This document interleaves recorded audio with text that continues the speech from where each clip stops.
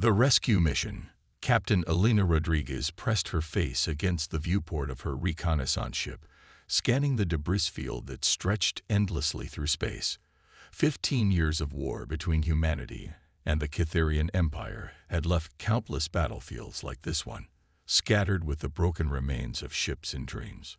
The twisted metal told stories of desperate fights and final moments, each piece a testament to the ongoing conflict that had claimed millions of lives on both sides.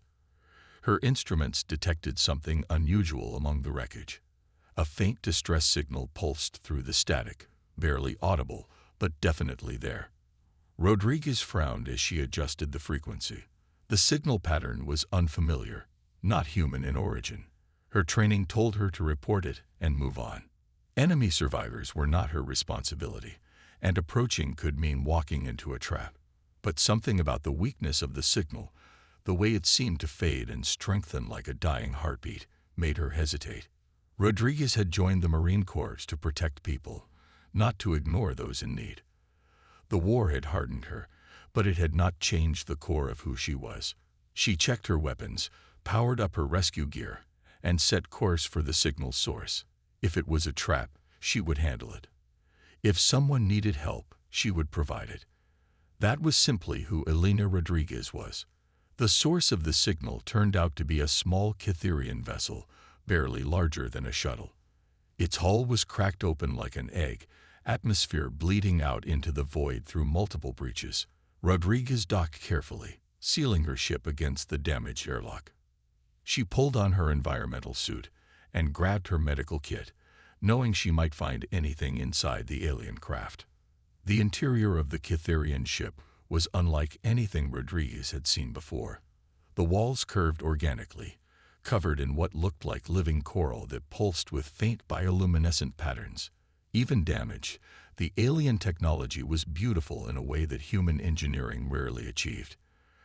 Emergency lighting cast eerie shadows as she made her way deeper into the vessel, following the distress signal to its source. She found the survivor in what appeared to be a passenger compartment. The figure was small, curled up behind an overturned piece of furniture that had provided protection from flying debris. Rodriguez approached slowly, her hand near her weapon but not drawing it. The being looked young, even by alien standards, with pale blue skin that seemed to shimmer in the emergency lighting. Long silver hair cascaded over narrow shoulders, and when the creature looked up, Rodriguez saw eyes that were entirely too human in their expression of fear and pain. The young Cytherian flinched at Rodriguez's approach, pressing back against the wall with a sound that might have been a whimper. Rodriguez raised her hands slowly, showing she carried no weapons. She activated her universal translator, hoping the basic diplomatic protocols would work. "I'm not here to hurt you," Rodriguez said carefully. "I received your distress signal. Are you injured?" The translator worked imperfectly, turning her words into a series of musical tones that seemed to be the Cytherian language. The young alien's eyes widened in surprise. She spoke hesitantly, her voice like crystal chimes in the wind. The translator rendered her words as, "You, help, human help Cytherian." Rodriguez nodded slowly. "Yes, help, you're hurt." The young alien tried to stand and immediately collapsed, crying out in pain. Rodriguez could see the problem now. A piece of debris had pinned her leg, and from the angle, it was likely broken. Moving carefully, Rodriguez examined the trapped limb. The Cytherian watched her with wide eyes, trembling not just from pain, but from fear. "This will hurt," Rodriguez warned, positioning herself to lift the debris. "But I need to free your leg." The alien nodded, understanding more through tone than words. Rodriguez heaved the twisted metal aside, and the Cytherian cried out sharply. But she was free now, though clearly unable to walk. Rodriguez examined the injury as best she could, applying a basic splint from her medical kit. Cytherian anatomy was different from human, but broken bones were broken bones. "What's your name?" Rodriguez asked as she worked. "Zara," came the musical reply. Was traveling home." "I'm Elena," Rodriguez said. Elena Rodriguez. Where is home, Zara? Zara pointed weakly toward what Rodriguez knew was the direction of Cytherian space. Cytherius Prime. My mother waits. Rodriguez felt a pang of sympathy. This was just a child, really separated from her family by the violence of war. She had no idea how Zara had ended up in the neutral zone, and it didn't matter. What mattered was getting her home safely. Can you travel? Rodriguez asked. My ship is small, but it's intact. Zara nodded eagerly. Yes, please, must return home. Rodriguez helped Zara to her feet, letting the young alien lean on her for support. They made their way slowly back through the damaged ship to Rodriguez's vessel. As they traveled, Rodriguez noticed how Zara flinched at every sound, every shadow. The girl had been through trauma. That much was clear. Once aboard Rodriguez's ship, Zara seemed to relax slightly. Rodriguez settled her in the small passenger area and plotted a course toward Cytherian space. It would take several days of travel, and they would have to avoid patrol routes from both sides. Neither human nor Cytherian authorities would understand what she was doing. As they traveled, Rodriguez and Zara began to communicate more effectively. The universal translator improved with use, and both of them picked up key words in each other's languages. Rodriguez learned that Zara had been visiting a distant colony world when pirates attacked her transport. She had escaped in the small vessel, but had been running for days before the ship finally broke down. Zara, for her part, seemed amazed that a human would risk helping her. She had been taught that humans were monsters, violent beings who destroyed everything they touched. But Rodriguez was different. She was kind, gentle with Zara's injuries, patient with the language barrier. She shared her food without hesitation and made sure Zara was comfortable. On the second day of travel, Zara finally worked up the courage to ask the question that had been bothering her. Why help me? Your people and mine, we fight. We kill each other. Rodriguez was quiet for a long moment, considering her answer. Because you needed help, she said finally. And because you're just a kid. This war, it's not your fault. It's not really anyone's fault anymore. It just is.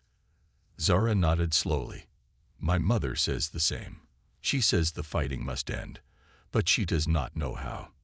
Your mother sounds wise, Rodriguez replied. She is Empress of all Cytherians, Zara said quietly. But I am just her daughter. I wanted to see the outer worlds, to understand our people. Mother said I was too young, but I went anyway. Now she must worry. Rodriguez nearly choked on her water. Empress. She was carrying the daughter of the Cytherian Empress. This changed everything. If human forces found them, they would see Zara as the ultimate prize, a bargaining chip to end the war.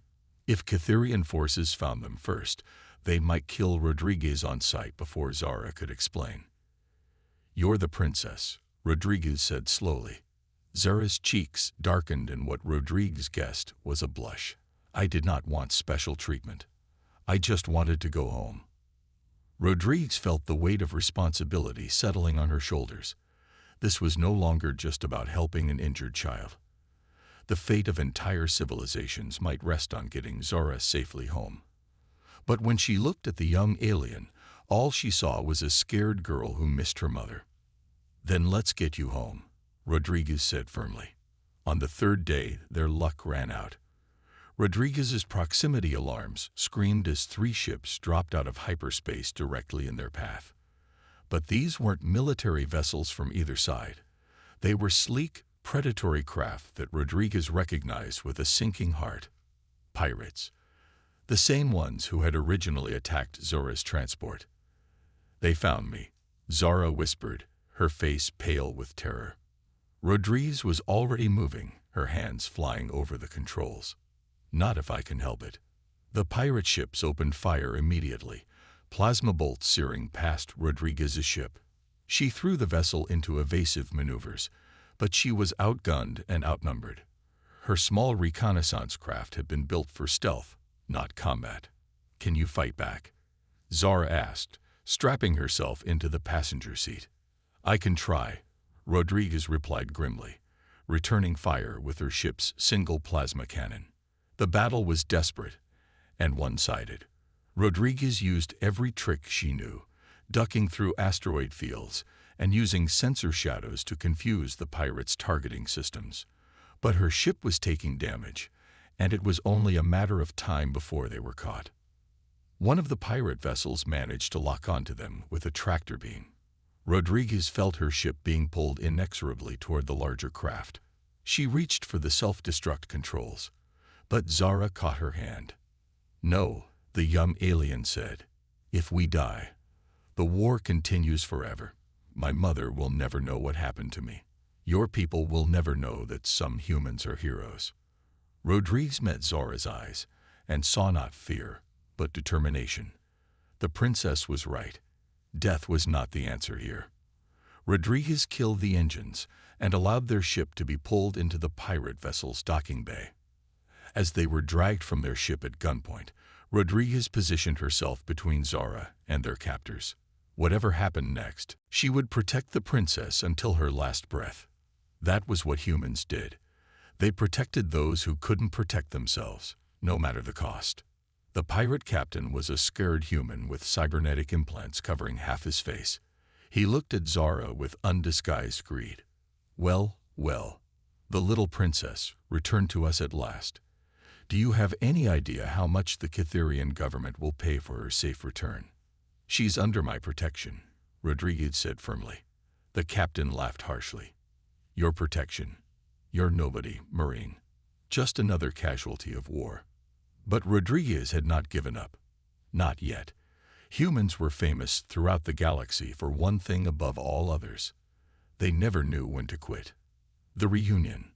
The holding cell aboard the pirate ship was cramped and dark, with barely enough room for Rodriguez and Zara to sit side by side. The pirates had taken Rodriguez's weapons but left them together, confident that there was no escape from the heavily armored brig. They were wrong.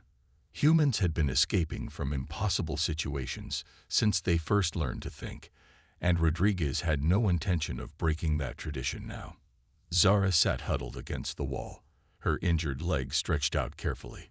The splint Rodriguez had applied was holding, but the young princess was clearly in pain.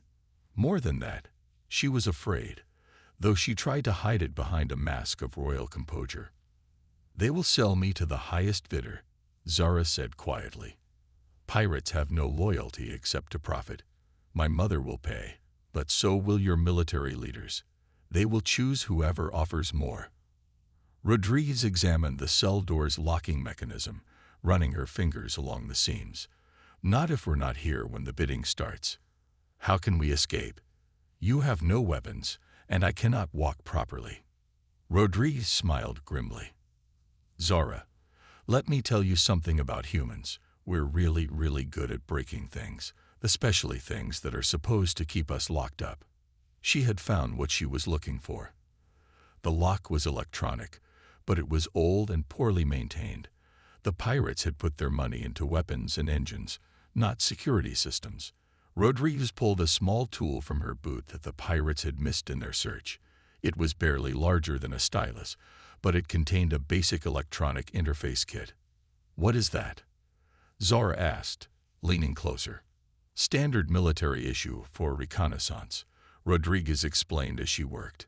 "Sometimes you need to access alien computer systems. Sometimes you need to open doors that are supposed to stay closed." The lock clicked open after 10 minutes of careful work. Rodriguez held her finger to her lips, signaling for silence. She eased the cell door open and peered into the corridor. Empty. The pirates were confident in their security, which was about to become their biggest mistake. Rodriguez helped Zara to her feet, letting the princess lean on her shoulder. They moved slowly but steadily through the ship's corridors. Rodriguez had memorized the layout during their brief walk to the cell, and she navigated confidently toward the docking bay where their ship waited. They were halfway there when alarms began screaming throughout the pirate vessel. Rodriguez cursed under her breath. Someone had discovered their escape sooner than expected. Heavy footsteps echoed through the corridors as the pirates began searching for them. "This way," Rodriguez whispered, pulling Zara into a maintenance shaft. They crawled through the narrow space as voices shouted nearby. Zara was struggling, her injured leg making the going difficult, but she never complained. Rodriguez was impressed by the young alien's determination. Royal or not, Zara had courage. They emerged from the maintenance shaft near the docking bay, but their relief was short-lived. 3 pirates stood between them and their ship, weapons drawn and ready. Rodriguez assessed the situation quickly. She was unarmed, supporting an injured companion, and facing trained killers. By any reasonable measure, they were finished. But Rodriguez had not survived 15 years of war by being reasonable. "Stay behind me," she told Zara. Rodriguez stepped into the docking bay with her hands raised. "Don't shoot. We surrender." The pirates relaxed slightly, thinking they had won. That was their second mistake. Rodriguez dove to the side, grabbing a tool from a nearby workbench and hurling it at the nearest pirate's head. As he staggered, she rolled behind a cargo container and grabbed his dropped weapon. The other 2 pirates opened fire, but Rodriguez was already moving. She had fought in 100 battles, and these criminals were not soldiers. They were used to dealing with helpless victims, not trained Marines. Rodriguez picked them off with precision shots, her movements fluid and deadly. Zara watched in amazement as the human woman fought with a skill and ferocity that seemed impossible. Rodriguez moved like a force of nature, turning their desperate situation into victory through sheer determination and combat expertise. "Come on," Rodriguez called, helping Zara toward their ship. "Time to go." They made it to their vessel just as more pirates arrived in the docking bay. Rodriguez slammed the airlock shut and raced to the pilot's seat, firing up the engines while plasma bolts hammered against their hull. The ship lurched forward, breaking free of the docking clamps through sheer momentum. Rodriguez piloted them out of the pirate vessel and into open space, dodging return fire from the larger ship's weapons. But their small craft was fast and maneuverable, and Rodriguez was one of the best pilots in the human fleet. They escaped into hyperspace just as the pirates' targeting systems locked onto them. "That was incredible," Zara breathed, staring at Rodriguez with new respect. "You fought like a warrior from the old stories." Rodriguez was breathing hard, adrenaline still coursing through her system. "I told you, we're good at breaking things, including out of prison cells." They had lost precious time to the pirates, and Rodriguez knew that both human and Cytherian patrols would be looking for them now. The pirates would have reported the princess's location, hoping to collect finder's fees from both sides. Their only hope was to reach Cytherian space before someone else found them. 2 days later, as they approached the border of Cytherian territory, Zara became increasingly excited. She pressed her face against the viewport, pointing out landmarks and talking rapidly about home. Rodriguez watched the young princess with a mixture of fondness and apprehension. Soon, this journey would be over, and she would have to face the consequences of her actions. The Cytherian patrol found them exactly where Rodriguez expected, at the edge of their territorial boundary. 5 sleek warships dropped out of hyperspace in perfect formation, their weapons trained on Rodriguez's small craft. A communication request came through immediately. Rodriguez accepted the transmission, and the view screen filled with the image of a Cytherian officer. His face was stern and unforgiving, marked with the ritual scars of a career military commander. When he spoke, his voice carried the authority of absolute command. "Human vessel, you are in violation of Cytherian space. Surrender immediately or be destroyed." Rodriguez looked at Zara, who nodded encouragingly. "This is Captain Elena Rodriguez of the Human Marine Corps," she said formally. "I carry a passenger who requires immediate transport to Cytherius Prime. No human requests will be honored," the officer replied coldly. "Prepare to be boarded." Zara moved into view of the camera, and the effect was immediate. The Cytherian officer's stern expression melted into shock, then joy, then concern. He began speaking rapidly in his own language, and Rodriguez heard other voices responding from off-screen. "Princess Zara," the officer said finally, switching back to the common tongue. We have searched for you across a dozen systems. Your mother fears the worst. I am safe, Commander Phelan, Zora replied formally. This human saved my life and protected me from pirates. I request immediate escort to the homeworld. Commander Phelan's eyes fixed on Rodriguez with new interest. You saved the princess. I did what anyone would do, Rodriguez replied. No, Zora interjected. She did what only a hero would do. She risked everything to help someone she had never met, someone her people consider an enemy. She fought pirates to protect me. She is why I can return home to my mother. The journey to Cytherius Prime took 8 hours under escort. Rodriguez spent the time learning more about Cytherian culture from Zora, while the princess told her about the wonders of the imperial capital. Despite the circumstances that had brought them together, Rodriguez found herself genuinely fond of the young alien. Zora was intelligent, brave, and kind, with a wisdom that seemed beyond her years. When they finally approached Cytherius Prime, Rodriguez was struck speechless by its beauty. The planet was a masterwork of environmental harmony, with crystal cities that seemed to grow from the landscape itself. Massive gardens stretched between the urban areas, and the ocean sparkled with an inner light that was purely alien yet somehow familiar. The imperial palace was even more magnificent, a soaring structure that seemed to defy gravity as it reached toward the stars. Rodriguez's ship was escorted to a private landing pad where a crowd of Cytherian officials waited. At their center stood a figure who could only be the Empress. Empress Lyrelith was tall and regal, with silver hair that cascaded to her feet and eyes that seemed to hold the wisdom of ages. She wore robes that shimmered like captured starlight, and her presence commanded instant respect. But when she saw Zora emerging from the ship, all of her imperial composure crumbled. My daughter, the Empress cried, running forward to embrace Zora. Rodriguez watched from the ship's doorway as mother and daughter were reunited. Tears streamed down both their faces as they held each other, speaking rapidly in their musical language. The other officials stepped back respectfully, giving the royal family privacy for their reunion. Finally, Zora pulled back and gestured toward Rodriguez.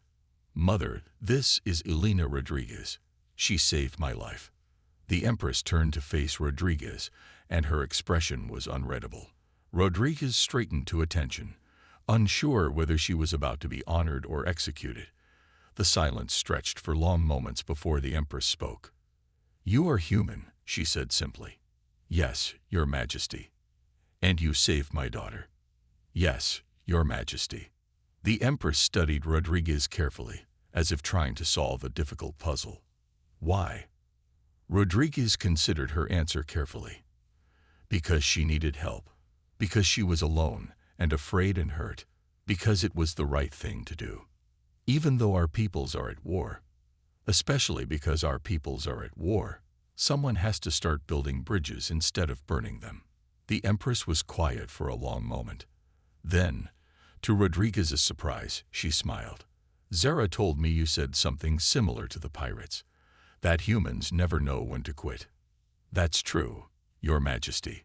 We're stubborn that way. Perhaps, the Empress said, that stubbornness is exactly what the galaxy needs. The formal ceremony took place in the palace's Great Hall, with thousands of Cytherian nobles and officials in attendance.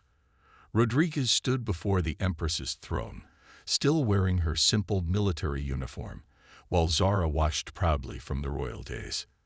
Captain Elena Rodriguez, the Empress announced, her voice carrying throughout the vast chamber, you have done something unprecedented. You have shown that honor and compassion can exist even in the midst of war. You have proven that individuals can change the course of history through simple acts of decency.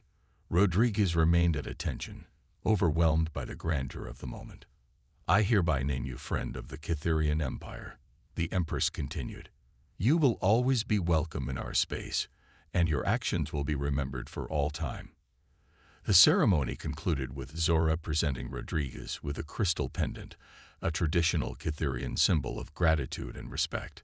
As Rodriguez accepted the gift, Zora whispered, "Thank you, Elena, for everything." 3 months later, Rodriguez sat in a diplomatic meeting on a neutral space station, watching as human and Cytherian negotiators worked out the preliminary details of a peace treaty. The war would not end overnight, but it would end. Both sides had seen what was possible when they chose cooperation over conflict. The Empress had insisted that Rodriguez serve as a human liaison during the peace talks, and her presence had helped smooth over several difficult negotiations. She had become a symbol of what the two species could accomplish when they worked together. Zara visited Rodriguez regularly during the talks, having convinced her mother to let her serve as a junior diplomatic aide. The young princess had grown even more confident and wise during their time apart, and Rodriguez was proud to see her taking an active role in building the peace. "Do you think it will work?" Zara asked one evening as they watched ships from both fleets patrolling jointly around the station.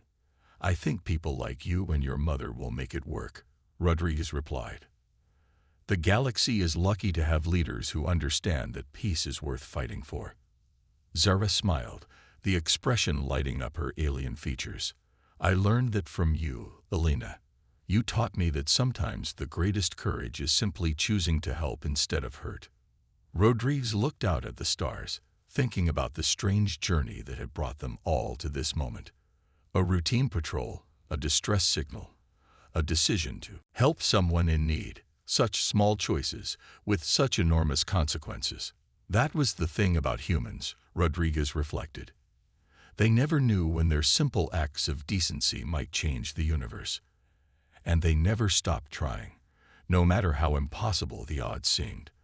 The war between humanity and the Cytherian Empire officially ended 6 months later, with the signing of the Treaty of New Geneva. The peace would not be perfect, and there would be challenges ahead. But it would hold, because it had been built on a foundation of individual courage and compassion. And somewhere in the vast reaches of space, on ships and stations and worlds, the story was told and retold. The story of a human marine who heard a distress call and chose to answer it. The story of a young princess who learned that enemies could become friends. The story of a mother's tears of joy when she held her daughter again.